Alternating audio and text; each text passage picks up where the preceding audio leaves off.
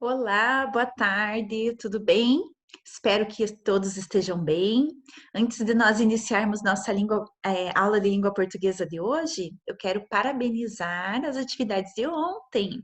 Claro que sempre tem atividades bem feitas, mas ontem eu senti que vocês gostaram muito, né, do nosso conteúdo sobre polígonos. Quem me passou ontem as atividades de composição de polígonos, eu fiquei muito orgulhosa. Gostei de ver, vocês mostraram, demonstraram que vocês gostaram de fazer, e quando o aluno demonstra esse prazer em fazer as atividades, demonstra que entendeu, isso é um verdadeiro presente para nós professores. Tá? Então, eu fiquei muito feliz. Parabéns a todos que encaminharam para mim as atividades, eu gostei muito, tá bom?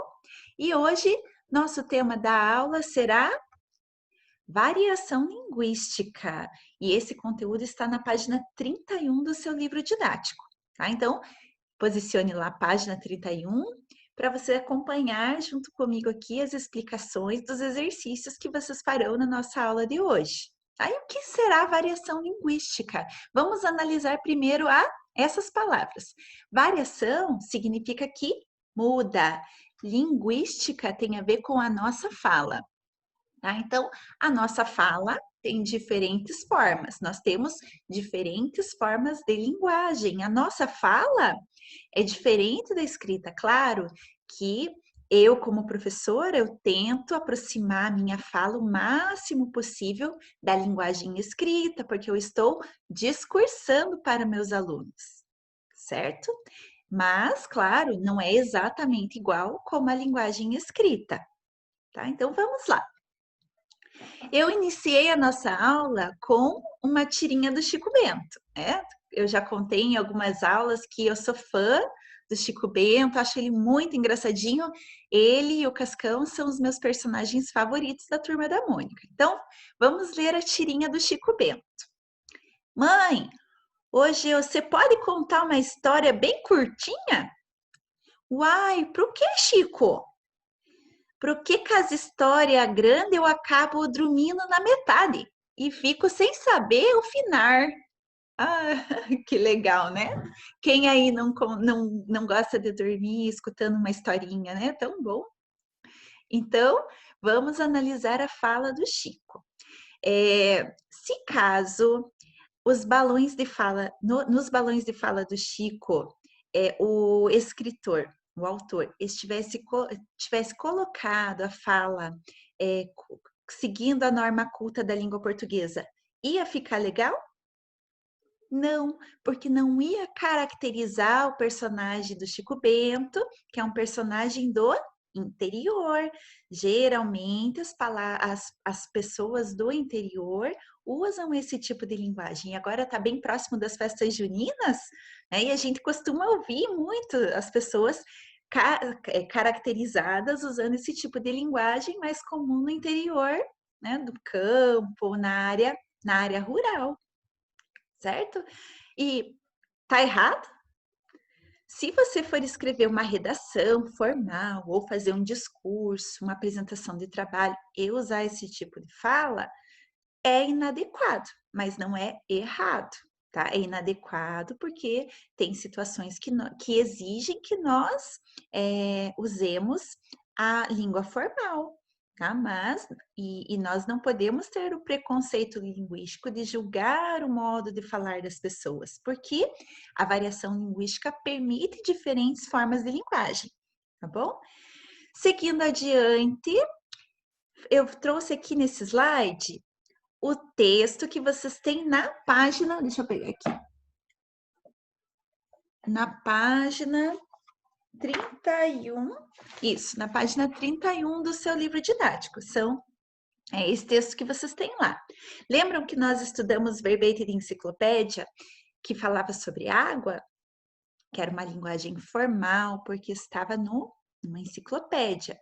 Agora vamos analisar como as definições de água, como estão escritas aqui. Tá? Então, o que é água? É como se tivesse algo na mão e como se não sentisse nada na mão.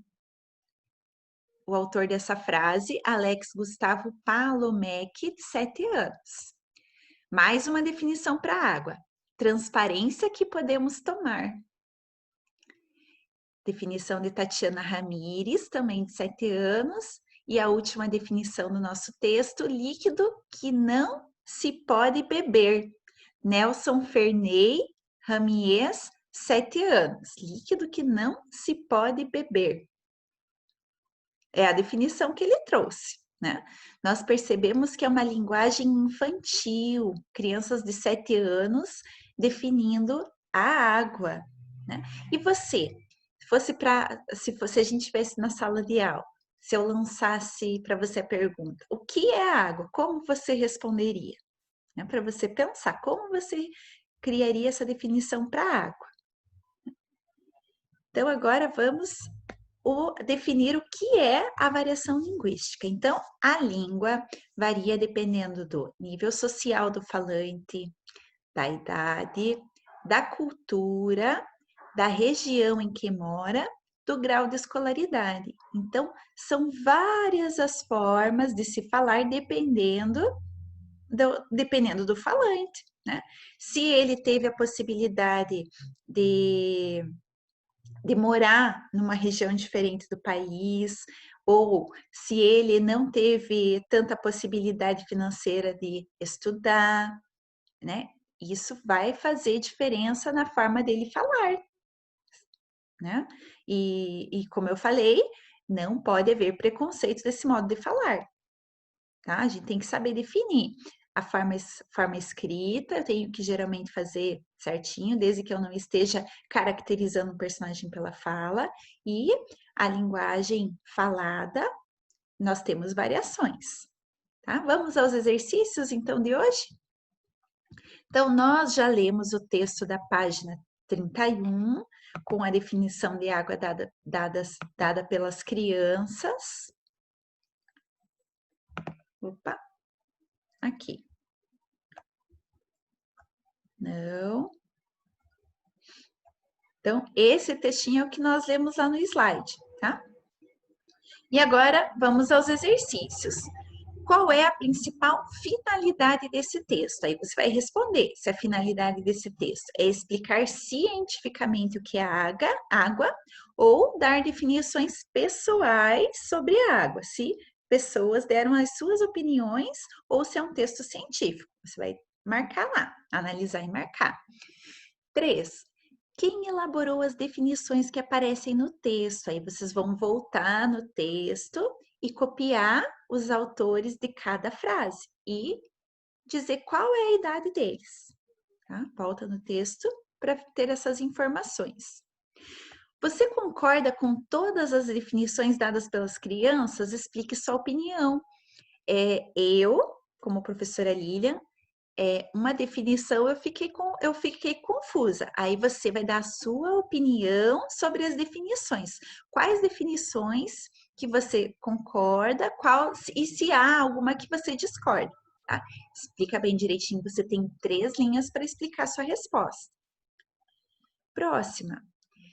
Se essa informação não estivesse clara no texto, você saberia dizer a idade das pessoas que apresentaram essas definições? Somente pela frase. E se não tivesse sido citada a idade das crianças, você saberia dizer que eram crianças que deram aquelas definições? Pela linguagem, né? Se fosse perguntada para um adulto, com certeza a linguagem seria outra. E ali é bem evidente que é uma linguagem infantil, é um jeito imaturo ainda de explicar o que é água. Não traz dados científicos. Né? Diferente, eu acho que se eu perguntasse para vocês, que já têm 9 anos, 8, 9 anos, nós estamos estudando água, vocês já dariam outro tipo de resposta. Né? Número 6. Releia um trecho do verbete de enciclopédia. Então, vamos ler juntos esse verbete. Água. Introdução. A água é o líquido mais importante que existe na Terra. ela cobre quase 75% da superfície do planeta na forma de oceanos, rios e lagos. Todas as plantas e todos os animais precisam de água para sobreviver. Além de bebê-la, as pessoas usam a água para muitos outros fins, como lavar ou cozinhar, ou para irrigar campos e plantações. A água também é utilizada em sistemas de ar-condicionado e de aquecimento. A força da água corrente é empregada para produzir eletricidade, né? As hidrelétricas usam, né? Quem já teve a oportunidade de visitar a hidrelétrica de Itaipu vê o tamanho da força das águas que é utilizada para gerar energia elétrica. Aí eu vou deixar com vocês, tá? Os exercícios a partir desses aqui. Então, você vai responder. É possível dizer que o verbete e as definições dadas pelas crianças apresentam informações. Você vai analisar se as informações são iguais, tipo de linguagem que foi utilizada, tá?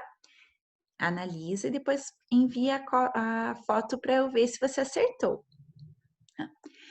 Esse lembrete aqui é parecido com o que nós conversamos sobre o que é variação linguística lá na apresentação de slides, tá? Que variação linguística são diferentes formas de linguagem e que a forma de falar pode variar de acordo com a localização geográfica, o lugar onde mora. Uma pessoa que mora no Nordeste.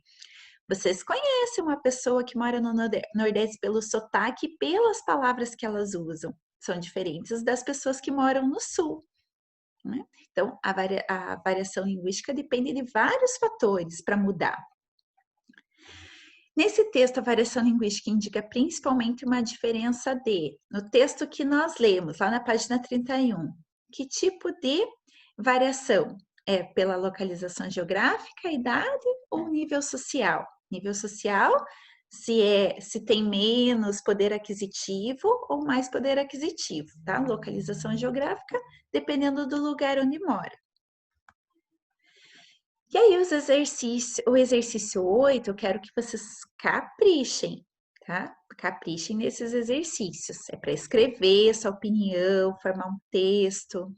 Leia a seguir como Javier Naranjo teve a ideia de fazer um livro com as explicações que seus alunos davam para certas palavras. Faltando pouco para terminar a aula, tive a ideia de pedir às crianças que escrevessem em seu caderno o que era uma criança para elas. Então, o professor, finalizando a aula, ele resolveu perguntar para os seus alunos, né? Luiz Gabriel Mesa, de 7 anos, escreveu. Então, ele perguntou: o que é uma criança? E o Luiz Gabriel respondeu da seguinte forma: uma criança é um amigo que tem o cabelo curtinho, joga bola, pode brincar e ir ao circo. Surpreendeu-me a síntese que ele havia feito, a beleza das palavras quando se casam dessa maneira, a construção tão sábia e simples.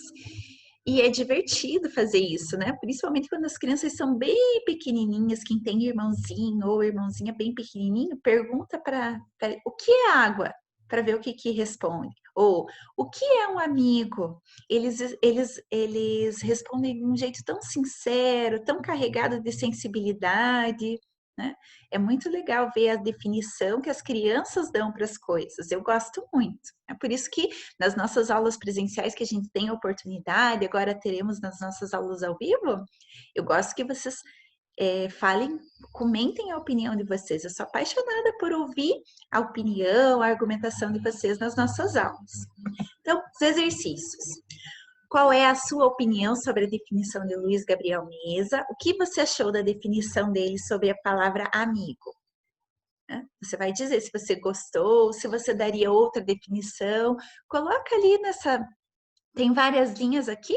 Você pode colocar a sua definição para amigo, tá? E o próximo, bem legal. Esse daqui até o próprio enunciado diz, ó. Agora é sua vez de surpreender o professor. Escolha uma das palavras do quadro e escreva na página seguinte uma definição poética para ela. Não precisa seguir a estrutura de uma poesia, com versos, estrofes, tá? Não precisa, a não ser que você queira, tá? Definição poética, você vai escrever um texto narrativo, né, explicando de uma forma sensível o que significa. Aí você vai escolher chuva, mar, cachoeira, ondas. Você vai escolher uma palavra e vai dar a definição de uma forma sensível, tá? Olha quanta linha tem para escrever. Eu quero que vocês caprichem nesse texto, tá? Se caso tiver dúvidas em palavrinhas, podem perguntar para mim como escreve, pode consultar o seu dicionário, internet, tá? Evitem os errinhos ortográficos, tudo bem? Então, são essas as nossas atividades de hoje. Nos encontramos no grupo, enviem um áudio de dúvidas, encaminhem as fotos dos exercícios para eu conferir, tá bom? Bons estudos, até mais, meus amores!